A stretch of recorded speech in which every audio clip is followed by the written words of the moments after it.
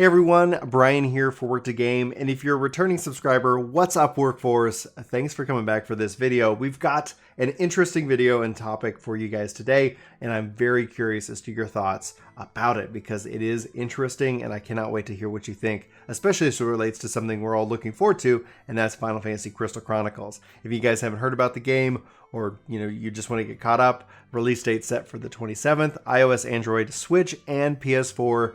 Xbox and PC are kind of nowhere to be heard on with this game so far, but it supports crossplay. And I think that crossplay support is the reason why we're talking about no offline multiplayer for development reasons again. So it's going to be interesting. I'm really curious to see what your thoughts, but I'm going to dive into the tweets that really kind of kick this thing off. And then I'm going to share my thoughts about it. And yeah, I'm very curious as to see what you guys think as well. So it says, Robert tweeted out, it's been confirmed that Final Fantasy Crystal Chronicles Remaster does not offer local multiplayer due to development reasons. And then I want to kind of jump into some of these tweets here. Marcus says, weird, but is it possible to play with up to 4 people when only one owns the game, right? And then essentially, no, because there is no offline multiplayer. So if you're going to want to play this game, it's going to have to be obviously with people who've purchased this game, where again, when for example, in my household, I have 2 Switches. So if we want to play this game together, we're going to have both. I'm going to be curious to see how it works on my phone. I'm a really big phone person, and that's going to be where it's at. So that's how I was going to have to play it. It's really unfortunate it's not coming to PC, because that would have opened it up to more options for me, because I'm not going to go buy 4 Switches. I ain't going to have everybody in this household having multiple phones. From an internet perspective, where we're playing together, we're already online anyway, so crossplay is like play wherever the heck you want. So it's a little bit disappointing to hear that this morning, but I'm wondering if it has something to do with maybe time, or just the fact that this game was delayed. Hey, if we're going to do this, if we're going to make crossplay work, maybe we need phones.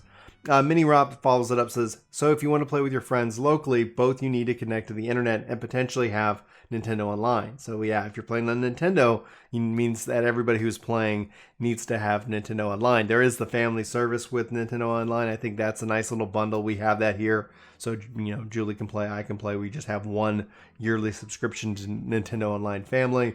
And then Mike says, well, there are different versions of the game, like phone, so worst comes to worst, you can avoid potential Nintendo Online requirement by playing multiplayer on a different platform, like PSN, which was required for online. Oh, wait, like those $1,000 phones that's required for online play for this game. I can't even imagine being like, here, child, have this expensive phone to play this game. Oh, no, that doesn't end well. Casabella writes, in other words, because they are lazy, but still expect people to pay full price for it. Makes sense, especially having in mind with the Switch is designed to be able to be played anywhere with anyone, as the commercial suggests. So it's not saying that you can't play locally, but it's not going to let you play multiplayer. And that's what's happening. And this is something I know that, especially when like Xbox came out like in 2013, was like, hey, always online. Always online is a very contentious thing with gamers, despite that we're also then communicating that frustration using the internet. It's the fear of that obviously going away. And the fact that like it's not saying that the game in this case is always online, which I think is actually a good thing, because like if you're on your Switch and you're out about, like the Switch isn't an always online device. So it would be very frustrating to be like, hey, I bought this game. Hey, I'm going to play it in single player mode. Oh, I can't. So that's not what we're thankfully talking about here. But in multiplayer, no local multiplayer. And so for me, there's a part of me that, while I don't want to just throw around the word lazy, I think it could probably be for many reasons. Probably more than lazy, it's more than it's budget. Lazy implies that the people behind the game aren't doing their job, where I think budget really is more the reality of how these things are managed, and that's where I fall. I think it was probably a budget thing, whether it took too long or they struggled with the implementation of certain features. Maybe that's kind of where the budget went out of bounds, or maybe this was their plan all along. So, as a parent with this game now, like here's where like all of a sudden I'm thinking, absolutely, I'm getting Final Fantasy Crystal Chronicles. I'm going to be planning on playing that with everybody. What platform? Probably BlueStacks, if that's available, if that's an option. That might be my best choice for playing this game. right now. My graphics and capture card just not playing nice on my computer. So to stream and to play in that community aspect, that's going to be where that's going to have to fall. For the Switch perspective, I'm going to have to test it out. Like, honestly, it's like I'm probably going to see if I can play it via BlueStacks. Is it worth my time unless they're making me pay for it? Like, oh man, like as I'm developing this thought real time on camera, great content here. Subscribe if you haven't already. Like now there's an interesting risk, because if I can play this game with my kids, that's fantastic. If all of a sudden they're asking for $120 down so I can play this game with my kids, like it could end up falling into the wait and see category.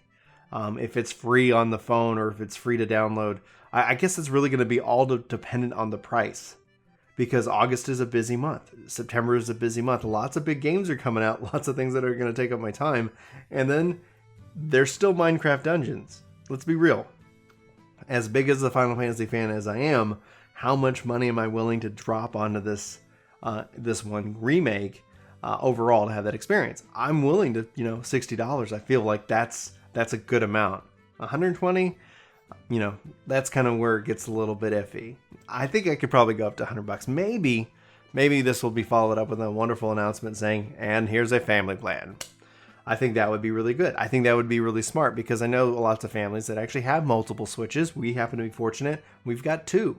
And that would be fun to sit down and play. But we also have Minecraft Dungeons, and that does support online and offline multiplayer, and crossplay should be coming soon to it.